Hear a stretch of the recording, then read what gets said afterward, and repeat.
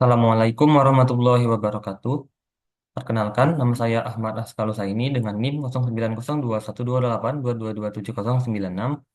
Pada kesempatan kali ini, saya akan mempresentasikan hasil dari review terhadap dua paper yang membahas mengenai jaringan saraf tiruan dalam mendiagnosis gangguan saluran pernapasan. Di sini ada dua paper yang saya bahas. Yang pertama, diagnosa penyakit saluran pernapasan menggunakan metode LVQ. Yang kedua, diagnosa gangguan saluran pernapasan menggunakan jaringan saraf tiruan backpropagation. Latar belakangnya, seiring dengan pesatnya perkembangan teknologi dan informasi, para ahli berupaya menjadikan komputer sebagai alat bantu yang dapat meniru cara kerja otak manusia, sehingga lahirnya teknologi kecerdasan buatan. Salah satu teknik komputasi dalam kecerdasan buatan adalah jaringan saraf tiruan. Penyakit saluran pernapasan ini merupakan salah satu gangguan kesehatan yang cukup umum, namun kompleks. Karena penyakit ini memiliki berbagai jenis dan gejala, sehingga dokter perlu ketelitian dalam menganalisis gejala pada pasien untuk menghasilkan diagnosa yang tepat dan akurat. Oleh karena itu, pada penelitian ini akan dibahas penerapan jaringan saraf tiruan, khususnya metode LVQ dan backpropagation dalam proses diagnosa gangguan saluran pernapasan. Adapun tujuan penelitian yang pertama untuk merancang suatu program sistem pengambilan keputusan dengan menerapkan jaringan saraf tiruan untuk mendiagnosa jenis penyakit saluran pernapasan. Yang kedua untuk membantu dokter dalam mendiagnosa jenis penyakit yang diderita pasien dengan cepat berdasarkan gejala-gejala yang dirasakannya. Ini yang terakhir untuk membandingkan metode jaringan saraf tiruan, FAQ, dan backpropagation dalam mendiagnosa jenis penyakit saluran pernapasan. Dan sekarang saya akan mereview paper yang pertama, yaitu dengan menggunakan metode LVQ. Sebelum itu, saya akan membahas mengenai metode LVQ terlebih dahulu. Training Vector Quantization merupakan salah satu metode pelatihan dengan melakukan pembelajaran pada lapisan kompetitif yang terawasi, di mana arsitektur jaringannya berlapis tunggal. Tujuan dari algoritma ini untuk mendekati distribusi kelas vektor untuk meminimalkan kesalahan dalam pengklasifikasian. Dataset yang digunakan ini eh, menggunakan jadi ini datasetnya menggunakan 109 data yang di mana 54 datanya itu untuk pelatihan dan 6 datanya itu digunakan sebagai bobot awal, kemudian 49 datanya itu untuk pengujian keakuratan sistem. Di sini bisa dilihat variabel-variabel inputnya. Di sini terdapat 16 gejala eh, dan beberapa variabel pada masing-masing gejalanya. Dan di sini diberi nilai, misalnya pada gejala batuk, nilai 0 sampai 0,25 itu untuk tidak, dan 0,25 sampai 0,5 itu untuk kering, 0,5 sampai 1 itu berdahak, dan kemudian 1 itu berdarah. Dan untuk seterusnya seperti itu juga. Dan di sini variabel outputnya, jadi di sini ada 6 output, yang masing-masing itu mendefinisikan sebagai eh, penyakit-penyakitnya, jenis penyakit. Yang satu itu tuberkulosis, yang kedua asma, ketiga sinusitis, keempat bronkitis, lima pneumonia, dan keenam ispa. Dan di sini bobot awalnya yang digunakan bisa dilihat. Kemudian di sini juga ada parameter-parameter yang digunakan seperti nilai alfanya itu 0,1 dan penurunan alfanya 0,00001 dan maksimum epochnya yaitu 10.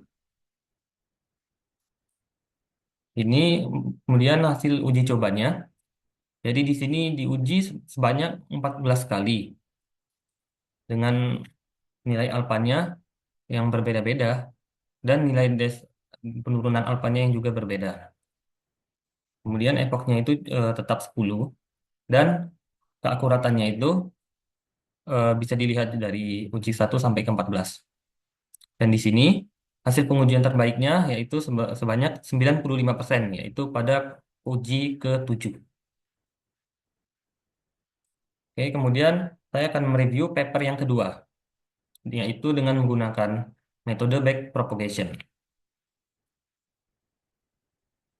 Algoritma multilayer perceptron atau disebut juga backpropagation itu merupakan pengembangan dari algoritma learning pada perceptron. Ciri dari metode ini tuh meminimalkan error pada output yang dihasilkan oleh jaringan. Di sini dataset yang digunakan itu berjumlah 50 data yang terdiri dari 10 data untuk masing-masing penyakit seperti asma, bronkitis, pneumonia, pneumotoraks, dan sarkoidosis. Di sini ada variabel-variabel inputnya berjumlah 10 dan bisa dilihat pada tabel ini dan juga terdapat nilai dari variabelnya juga. Dan di sini ada variabel outputnya berjumlah 5 yang mendefinisikan sebagai masing-masing penyakit seperti asma, bronkitis, pneumonia, pneumotoraks, dan sarkoidosis. Dan di sini ada juga parameter yang digunakan. Yang pertama ada jumlah iterasi atau epoch maksimumnya 100.000. Terus ada learning rate-nya yang dicoba dari 0,1 sampai dengan 0,9. Dan kemudian pada paper ini juga dia menggunakan dua target error yang 0,1 dan 0,01. Dan di bawah ini ada hasil pelatihan dengan target error 0,1 dan 0,01. Bisa dilihat juga pada tabel ini.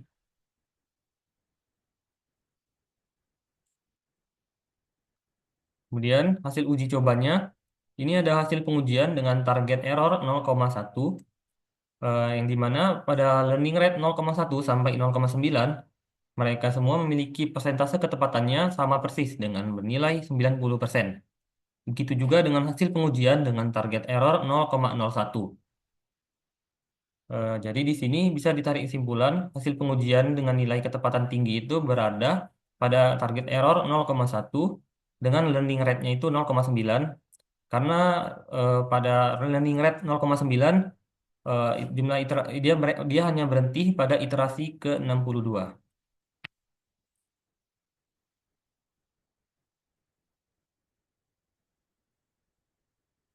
Kemudian ini ada kelebihan dan kekurangan dari metode yang telah dibahas pada sebelumnya. Di sini yang pertama ada metode LVQ, kelebihannya itu akurasinya itu tinggi dalam dataset sederhana, terus proses pelatihannya itu cepat, namun kekurangannya dia cenderung sensitif terhadap bobot awal dan kurang cocok juga untuk data nonlinear. Dan yang kedua ada backpropagation, kelebihannya dapat dioptimasi dengan learning rate dan epoch dan juga fleksibel terhadap data kompleks. Namun kekurangannya pelatihannya itu cukup lama dan rawan overfitting kalau datanya itu sedikit. Simpulannya, kedua metode itu efektif digunakan untuk diagnosa penyakit saluran pernapasan.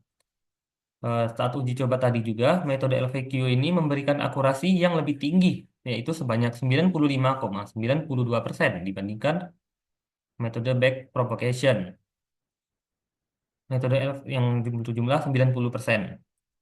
Metode LVQ memiliki proses pelatihan yang cepat, cocok untuk dataset terstruktur, dan jumlah kelas yang tepat. Di sisi lain, metode backpropagation lebih fleksibel dan mampu menangani data dengan pola kompleks, meskipun memerlukan waktu pelatihan lebih lama dan beresiko overfitting jika data terbatas. Oke, sekian dari hasil presentasi saya. Apabila terdapat kekurangan, saya mohon maaf. Assalamualaikum warahmatullahi wabarakatuh.